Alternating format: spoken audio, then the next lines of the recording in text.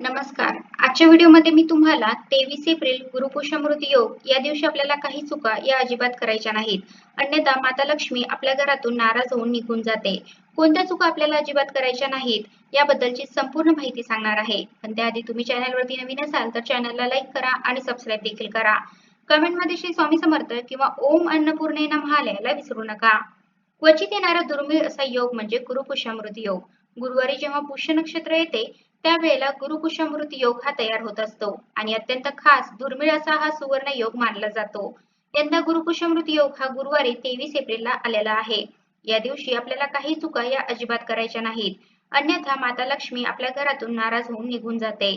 कोणत्या चुका आपल्याला करायच्या नाहीत याची संपूर्ण माहिती आपण आजच्या या व्हिडिओमध्ये पाहणार आहोत. आपले नशीब बदलवणारा, दारिद्र्य दूर करणारा, आपली आर्थिक स्थिती सुधारवणारा योग म्हणजे गुरुपुष्यामृत योग. गुरुपुष्यामृत योग हा एक खास आणि अत्यंत दुर्मिळ योग मानला जातो.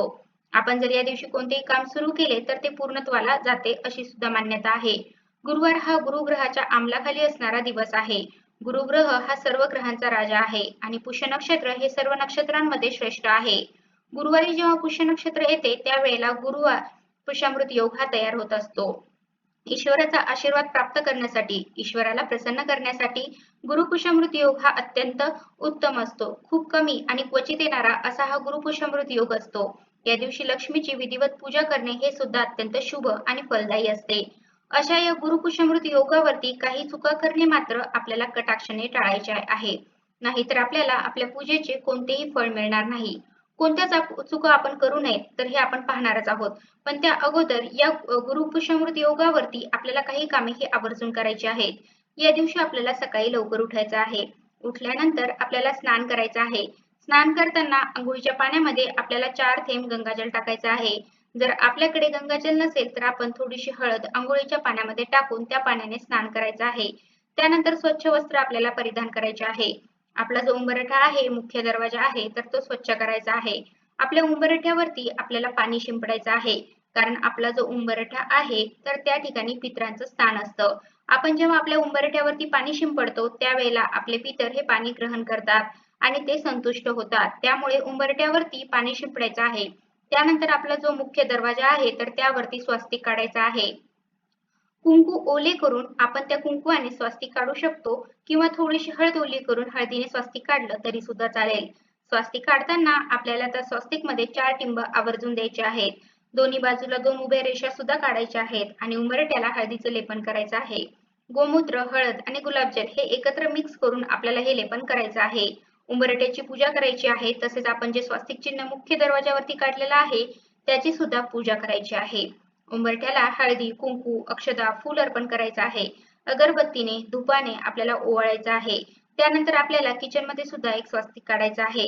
ज्या ठिकाणी आपण गॅस शेगडी ठेवतो त्याच्या समोरची जी भिंत आहे तर यावरती आपल्याला सर्वप्रथम शुद्ध तुपाने स्वस्तिक काढायचं आहे. त्यावरून पुन्हा आपल्याला ओल्या हळदी स्वस्तिक काढायचं आहे आणि पुन्हा आपल्याला त्यावरून ओल्या कुंकवाने स्वस्तिक काढायचं आहे. आता जर आपल्याकडे तूप वगैरे नसेल तर मग आपण फक्त ओल्या हळदीचं किंवा ओल्या कुंकवाचं स्वस्तिक काढलं तरी चालेल. या स्वस्तिकची सुद्धा आपल्याला पूजा करायची आहे. तसेच आपल्याला गॅस शेगडीची सुद्धा पूजा करायची आहे. या गॅस शेगडीवरती एक स्वस्तिक काढायचं आहे.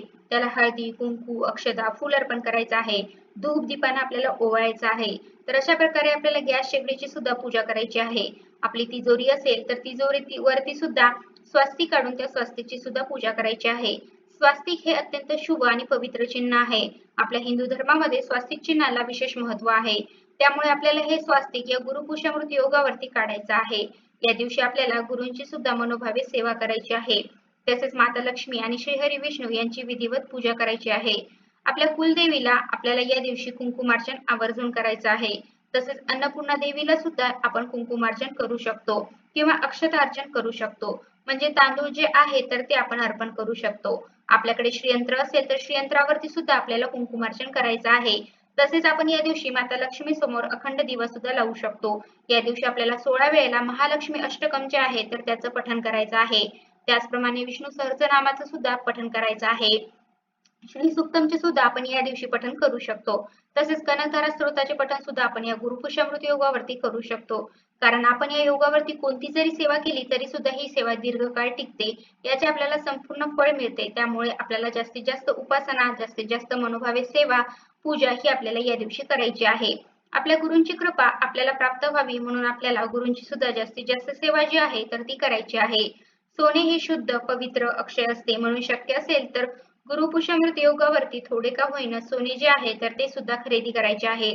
जास्तीत जास्त पुण्य पदरात पाडून घेण्याचा अत्यंत दुर्मिळ योग म्हणजे हा गुरुपुष्यामृत योग. परंतु या दिवशी जर काही चुका जर आपल्याकडून नकळतपणे झाल्या तर मात्र याचे कोणतेही फळ मिळत नाही. म्हणून काही चुका करणे सुद्धा आपल्याला या दिवशी टाळायचं आहे.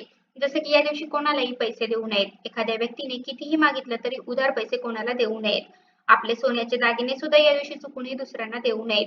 तसेच आपल्याला या दिवशी मांसाहार टाळायचा आहे. मांसाहार अजिबात करायचा नाही.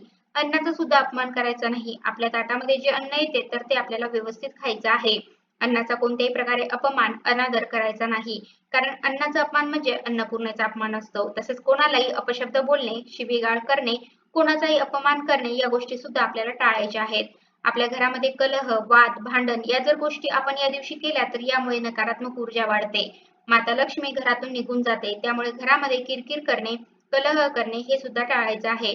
कोणावरतीही आपल्याला रागवायचं नाही. दारात जर एखादी व्यक्ती आली तर त्या व्यक्तीला तिला रिकाम्या हाती परत पाठवायचं नाही. तर काही ना काही आपल्याला खायला द्यायचं आहे. तसेच दारामध्ये गोमाता आली किंवा इतर जर प्राणी आला, पशु आला तर त्याला सुद्धा काही ना काही खायला द्यायचं आहे. घरातील ग्रहलक्ष्मीचा अनादर करायचा नाही.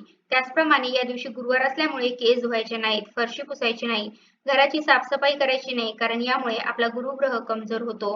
काळ्या रंगाचे वस्त्र परिधान आपल्याला या दिवशी करायचे नाही. त्याचप्रमाणे नखे कापणे, केस कापणे, चामड्याच्या वस्तूंचा वापर करणे हे सुद्धा आपल्याला टाळायचं आहे. या दिवशी आपण सोन्याची खरेदी करत असतो परंतु सौभाग्यवती महिलांनी नवीन सोन्याचे दागिने किंवा नवीन कपडे घालणे हे आपल्याला टाळायचं आहे. या दिवशी दिवसा झोपू नये. प्रदोषकाळी म्हणजे सायंकाळच्या तिन्ही सांजेच्या वेळेला घरामध्ये झाडू मारू नये. त्याचप्रमाणे आपल्या घरातील धने, लवंग, वेलची त्याचप्रमाणे तेल असेल तर या ज्या वस्तू आहेत तर त्या या दिवशी कोणालाही देऊ नयेत. या दिवशी इतरांसाठी अजिबात खरेदी करू नये. म्हणजे आपले जर एखादे नातेवाईक असतील किंवा मित्रांपैकी कोणी असेल आणि त्यांना जर आपण एखादी वस्तू खरेदी करून देण्याचा विचार करत असू तर गुरुपुष्यामृत योगावरती त्यांच्यासाठी कोणतीही वस्तू खरेदी करू नये. तसेच या दिवशी आपल्या घरातील झाडू जो आहे तर तो इतरांना दिसू देऊ नये. त्यामुळे झाडू इतरांना दिसेल म्हणजे बाहेरच्या व्यक्तींना दिसेल अशा प्रकारे ठेवायचा नाही. आपण जी पूजा करतो यामध्ये सुकलेल्या फुलांचा किंवा तुटक्या फुटक्या खंडित वस्तूंचा आपल्याला वापर करायचा नाही. तर अशा काही अगदी छोट्या छोट्या चुका आहेत तर या चुका आपल्याला करायच्या नाहीत. या जर चुका आपण केल्या तर मात्र माता लक्ष्मी नाराज होते. आपले कर्ज फिटत नाही. आपल्या घरामध्ये आर्थिक समस्या निर्माण होऊ शकतात. तर अशा प्रकारे आजच्या व्हिडिओमध्ये मी तुम्हाला 23 एप्रिलला गुरुपुष्यामृत या दिवशी आपल्याला काही चुका या अजिबात करायच्या नाहीत. अन्यथा माता लक्ष्मी आपल्या घरातून नाराज होऊन निघून जाते. कोणत्या चुका आपल्याला करायच्या नाहीत याबद्दलची संपूर्ण माहिती सांगण्याचा प्रयत्न केला आहे. कसा वाटला तुम्हाला माझा आजचा व्हिडिओ कमेंट करून नक्की सांगा. आणि कमेंटमध्ये श्री स्वामी समर्थ किंवा ओम अन्नपूर्णे नमः किंवा ओम महालक्ष्मी नमः लिहायला विसरू नका. धन्यवाद.